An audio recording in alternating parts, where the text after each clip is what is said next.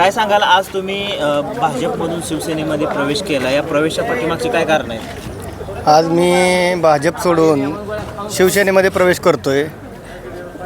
नेते माननीय तानाराव पाटील अध्यक्ष यांच्या विकासाचा दूरदृष्टिकोन हा नजरेसमोर कायमच असतोय आणि त्यांनी केलेली विकास कामं ही सर्व डोळ्यासमोर ठेवून आम्ही आज शिवसेनेमध्ये प्रवेश करतोय. माझ्या सर्व सहकाऱ्यांसोबत किती सहकार्यांनी तुम्ही सर्व माझे भिंगेवाडीतील ग्रामपंचायतचे सदस्य, माजी सदस्य, सोसायटीचे व्हाईस चेअरमन, मी स्वतः माजी चेअरमन, संचालक, माझे सर्व सहकारी मित्र या सर्वांसोबत आज मी शिवसेनेत प्रवेश करतो. भाजपमध्ये का नाराजी होती नेमकी? असतेच काहीतरी विकासाच्या आड आलेल्या गोष्टी आहेत, बरेच कारण आहेत. इकडे येऊन तुम्ही हो. विकास करणार? हो, काय करणार. विकास करणार आहे? जनतेची हिताची कामं भरपूर आहेत.